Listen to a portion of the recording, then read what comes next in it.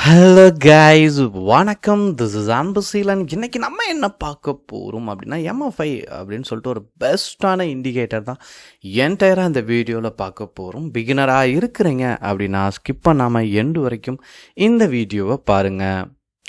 தொடர்ச்சியாக நம்ம ஆப்ஷன்ஸை பற்றி படிச்சுட்டு இருக்கிறோம், சரிங்களா? இதில் கிட்டத்தட்ட இன்றைக்கி நம்ம 40வது நாள் ரீச் ஆகிறோம். 100 டேஸில் இன்றைக்கி நம்ம 40வது நாள் ரீச் ஆகிட்டோம். ஸோ இன்னும் ஒரு சில நாட்கள் தான், நீங்கள் தொடர்ந்து ஃபாலோ பண்ணுங்கள். ஏன் அப்படின்னா இந்த சேனல் ரொம்ப முக்கியமானது. அதுவும் பிகினராக இருந்து கற்றுக்கணும் அப்படின்னு நினைக்கிறீங்க அப்படின்னா இங்கே பேசிக்ஸ்லேருந்து நம்ம அட்வான்ஸ் லெவல் வரைக்கும் போயிடுவோம். அதனால் நீங்கள் தொடர்ந்து பார்த்துட்ருக்கீங்க அப்படின்னா லைக் பண்ணிடுங்க வீடியோவுக்கு. புதுசாக பார்க்குறீங்க அப்படின்னா சேனலை சப்ஸ்கிரைப் பண்ண மறந்துடாதீங்க. அதாவது இண்டிகேட்டர் அப்படிங்கிறது ஏதோ ஒரு விஷயத்தில் உங்களுக்கு ஒரு இண்டிகேட்டர் ரொம்ப நல்லா தெரிஞ்சுக்கணும். நான் ஆல்ரெடி சொல்லியிருப்பேன், மினிமம் ஒரு 5 இண்டிகேட்டர் தெரிஞ்சுக்கங்க, ஒவ்வொரு பேஸில் தெரிஞ்சுக்கங்க அப்படின்னு சொல்லுவேன், சரிங்களா? ஸோ இன்றைக்கி நம்ம பார்க்கக்கூடிய இண்டிகேட்டர் கொஞ்சம் முக்கியமான இண்டிகேட்டர், பிகினர் லெவலில் இருக்கிறவங்களுக்கு ரொம்ப யூஸ்ஃபுல்லான இண்டிகேட்டர், சரிங்களா? MFI is a volume weighted technical momentum oscillator used to measure buying and selling pressure typically over a 14 days period ranging from 0 to 100. It identifies overbought oversold condition to forecast potential trend reversal. It is often described as a volume weighted relative strength. அதாவது RSI அப்படின்னு சொல்லிட்டு ப்ரீவியஸாக நான் ஒரு indicator சொல்லியிருப்பேன், சரிங்களா? So அது சிமிலராக அதே மாதிரி தான் இருக்கும். பட் அதில் நீங்கள் பார்த்தீங்க அப்படின்னா 70-13 இருக்கும். பட் இதில் கொஞ்சம் டிஃப்ரெண்ட் இருக்குது, சரிங்களா? இது ப்ரைஸையும் வால்யூமையும் பேஸ் பண்ணி எடுக்கும். அதே மாதிரி தான் 14 days பீரியட். அதாவது ஃபர்ஸ்ட் இதில் 3 பாயிண்ட் இருக்குது. ஃபர்ஸ்ட் பாயிண்ட் என்ன அப்படின்னா இந்த செட்டிங்ஸை புரிஞ்சுக்கணும், சரிங்களா? அதாவது ஒரு இண்டிகேட்டர் எப்படி ஒர்க் ஆகும் அப்படின்னா நம்பரை பேஸ் பண்ணி தான் ஒர்க் ஆகும். அதனால் நீங்கள் முழுவதுமாக இதையே பிலீவ் பண்ணி ட்ரேட் பண்ணக்கூடாது. நான் ஃபர்ஸ்ட் பாயிண்ட்லேயே சொல்லிடுறேன். அப்போ நம்ம என்ன பண்ணணும் அப்படிங்கிறத நான் செகண்ட் பாயிண்டில் சொல்கிறேன், ஓகேங்களா? இப்போது இந்த இண்டிகேட்டர் செட்டிங்ஸை புரிஞ்சுப்போம். இது என்ன பண்ணுது அப்படின்னா 14 நாளாக கடைசி ப்ரீவியஸாக இருக்க 14 டேஸாக ஒரு ஃபங்க்ஷன் நடந்திருக்கும், சரிங்களா? ட்ரேடிங்கில் அதை மெஷர்மெண்ட் எடுக்கும், சரிங்களா? ஓப்பன், ஹை, லோ, இதனுடைய கால்குலேஷன் டிவைடட் பை 3, இதனுடைய கால்குலேஷனை பேஸ் பண்ணி தான் இது ரிசல்ட்டே உங்களுக்கு கொடுக்கும், சரிங்களா? இதில் இப்போ ஓவர் பாட் ஓவர் சோல்டு அப்படின்னு நான் சொல்லிடுறேன். இப்போ என்னுடைய நேமில் அன்புசீலன் அப்படின்னு சொல்லி ஒரு கம்பெனி இருக்குது, சரிங்களா? இந்த கம்பெனி 100 ஷேரை வெளியில் விட்டுருக்கு. இப்போது 80% அந்த ஷேரை வாங்கிட்டா ரிமைனிங் இருக்க 20% பீப்புள் தான் வாங்க வேண்டிய இருக்குது, சரிங்களா? அந்த ஷேரை, ரிமைனிங் இருக்க ஷேரை. பட் அந்த இடத்துல என்னென்னா 20 பெருசா 80 பெருசான்னு பார்த்தா, ஏன்னா வாங்கினவங்க மேலே போக போக என்ன பண்ணுவாங்க, இந்த 80 விற்க ஆரம்பிப்பாங்க. அப்போ என்ன அப்படின்னா 80 ரீச் ஆயிடுச்சுன்னா ஓவர் பாட் அப்படின்னு அர்த்தம். அதாவது ஆர்எஸ்ஐயை பற்றி படிக்கும்போது 70 தான் இருக்கும், இதில் 80 இருக்கும், சரிங்களா? ஸோ இந்த 80 ரீச் ஆகும்போது, சரிங்களா, ஓவர் பாட் ஆகிட்டுனா என்ன ஆகும், எல்லோரும் விற்க ஆரம்பிக்கக்கூடிய சூழல். அந்த இடத்துல 80% வாங்கியிருக்காங்க, எல்லோரும் விற்பாங்க, சரிங்களா? அப்போ என்ன ஆகும், ஸ்டாக் மார்க்கெட்டில் அந்த இடத்துலேருந்து கீழே விழும். அப்போ ஓவர் பாட் ஆயிடுச்சு அப்படின்னா நீங்கள் என்ன புரிஞ்சுக்கணும் அப்படின்னா, இல்லை அந்த இடத்துல நம்ம பை எடுக்கக்கூடாது அப்படிங்கிறத தெரிஞ்சுக்கணும், சரிங்களா? இப்போ ஓவர் சோல்டு. இப்போ ஓவர் சோல்டா என்னாச்சு, இந்த 80% விற்றுட்டே வராங்க, ஃபுல்லாக விற்றுட்டாங்க, கீழே இறங்கிருச்சு, 20 ரீச் ஆயிடுச்சுன்னா இனி விற்கிறதுக்கு ஒன்றுமே இல்லை. ஷேரில் 100 ஷேரையும் என்ன பண்ண, 100ல் 20 ஷேர் தான் இருக்குது, ரிமைனிங் 80 விற்றாச்சு. திரும்ப என்ன பண்ணணும், பை பண்ண வேண்டியிருக்கும். திரும்ப பையர் உள்ளே வருவாங்க, சரிங்களா? அதான் இங்கே ஓவர் சோல்டு இருக்கும். அப்போது இதுக்கு நம்மளே ஒரு கலர் கொடுத்துக்கலாம், சரிங்களா? நம்ம என்ன பண்ணுறோம், ஓவர் பாட் ஆயிடுச்சு அப்படின்னா ரெட் அப்படின்னு கொடுத்துருப்போம், சரிங்களா? இதில் க்ரீன் அப்படின்னு கொடுத்துருவோம் ஓவர் சோல்டுக்கு, சரிங்களா? ரிசல்ட்டை பொறுத்த மட்டும் இதில் உங்களுக்கு எல்லோ பிடிச்சிருந்தா எல்லோ லைன் உங்களுக்கு எது ஃபேவரட்டபுளாக இருக்கோ அதை கொடுத்துருங்க, எது ஃபேவரட்டோ அதை கொடுத்துருங்க, ஓகேங்களா? டன்.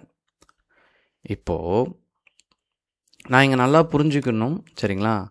ஃபஸ்ட் பாயிண்டில் எனக்கு செட்டிங்ஸ் புரிஞ்சிருச்சு. ஸோ இதை பார்க்கும் போதே தெரிஞ்சிடும், கீழே க்ரீன் 20 தொட்டுருச்சுன்னா க்ரீன், நம்ம என்ட்ரி கொடுத்துடலாம். இதில் என்ன பண்ணிடலாம், எக்ஸிட் ஆகிறதுக்கான இந்த ஃபார்முலா அப்படின்னு இருக்கும். இன்னொன்று நான் அடிக்கடி சொல்கிறது தான், உங்கள்கிட்ட ஒரு ஸ்ட்ராட்டஜி இல்லை அப்படின்னா நீங்கள் தொடர்ந்து உங்களுக்கு ட்ரேடில் ஃபெயிலியர் இருக்குது அப்படின்னா ஃபுல்லாக விட்டுருங்க, ட்ரேடை அப்படி விட்டு படிக்க ஆரம்பிச்சிருங்க, சரிங்களா? நிறைய விஷயங்கள் இருக்குது இங்கே படிக்கிறதுக்கு. அதனால் ரொம்ப சிம்பிள், நான் ஈஸியாக ஒரு விஷயம் சொல்கிறேன் பாருங்கள். செகண்ட் பாயிண்டில் ஃபர்ஸ்ட், நீங்கள் உங்களுக்கு ஃபெயிலியர் ஆகுது அப்படின்னா இதை ஃபாலோ பண்ணுங்கள். ஓரளவுக்கு உங்களுக்கு ட்ரெண்ட் பிடிச்சிடலாம். மார்க்கெட்டை பொறுத்த மட்டும் டெக்னிக்கல் அனலைசிஸ் தான் ரொம்ப இம்பார்ட்டன்ட், சரிங்களா? இப்போ நான் இங்கே என்ன பண்ணுறேன் அப்படின்னா மந்த்லி டைம் ஃப்ரேம் போடுறேன். எனக்கு என்ன தெரியுது அப்படின்னா ப்ரீவியஸ் மந்த்தும் இந்த மந்த்தும் எப்படி இருக்குது, க்ரீனாக இருக்குது, சரிங்களா? வீக்லி டைம் ஃப்ரேம் போடுறேன். ஸோ தொடர்ந்து க்ரீன், டே டைம் ஃப்ரேம் போடுறேன் சரிங்களா.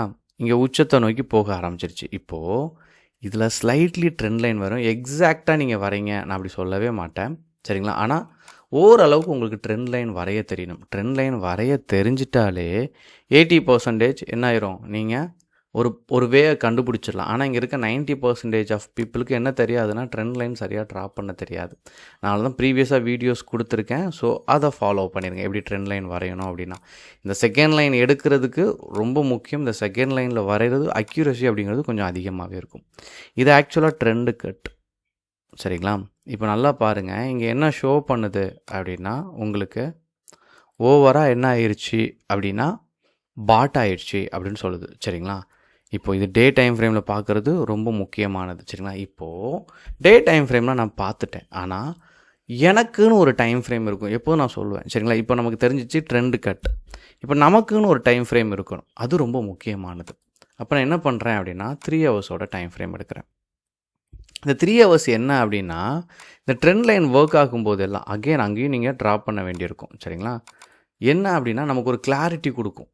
இப்போது இது சப்போர்ட், இந்த லைன் வந்து சப்போர்ட்னு எடுத்துப்போம்.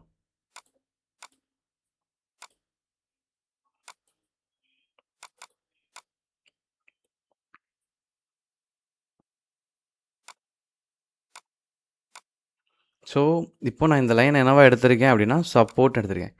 எனக்கு எங்கெல்லாம் சப்போர்ட்லேருந்து ரெசிஸ்டண்ட்டை நோக்கி போகுதோ சரிங்களா, அதில் இந்த 3 ஹவர்ஸ் கேண்டில் எல்லாம் ரொம்ப முக்கியமானது சரிங்களா.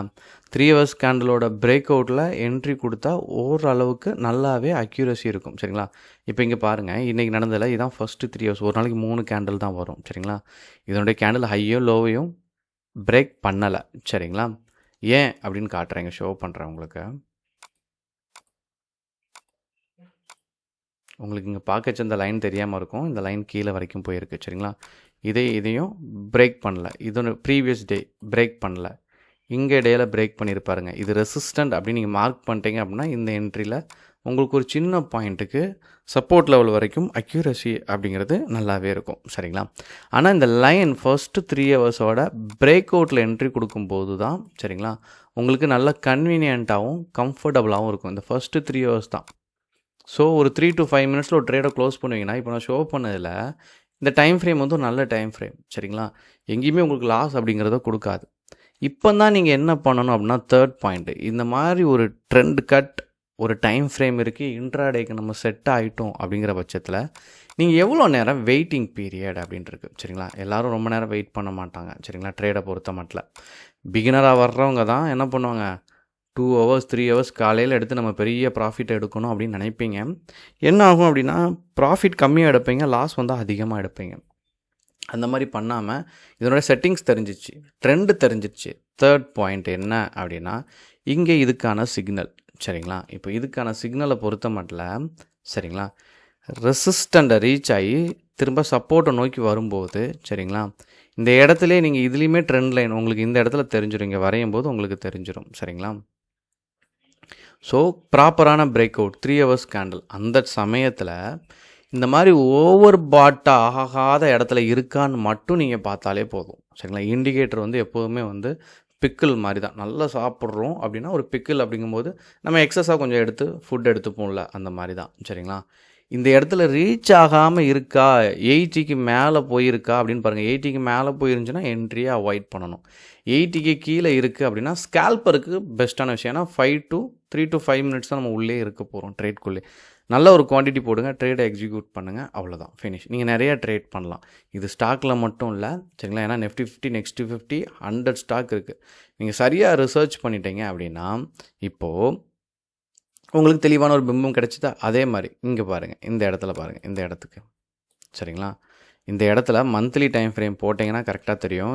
இந்த இடத்த சுருக்கும்போது தெரியும் பாருங்கள். இந்த இடமே உங்களுக்கு காட்டி கொடுத்துருச்சு என்னாச்சு, ஓவராக சோல்டு ஆயிடுச்சுன்னு சொல்லிட்டு. அங்கேருந்து ஒரு சின்ன ட்ரெண்டு வரைங்க, இதுக்குள்ளே இருக்கும் பாருங்கள். எப்போதுமே வந்து சின்ன ட்ரெண்டு கட் மட்டும் வச்சுக்கோங்க.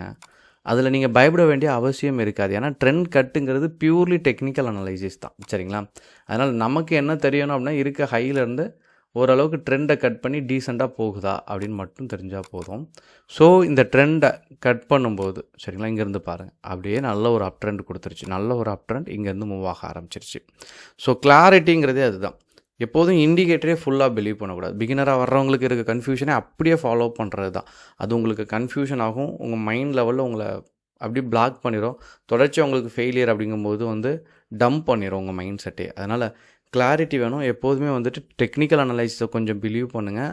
இண்டிகேட்டர் அப்படிங்கிறது சப்போர்ட்டிங் பேட்டர்னாக எடுத்துட்டிங்க அப்படின்னா you will become a good trader. உங்களுக்கு என்ன டவுட் இருந்தாலும் கண்டிப்பாக கமெண்ட் பண்ண மறந்துடாதீங்க. Okay guys, thank you so much for வாட்சிங் this video. Ta-ta, bye bye, see you.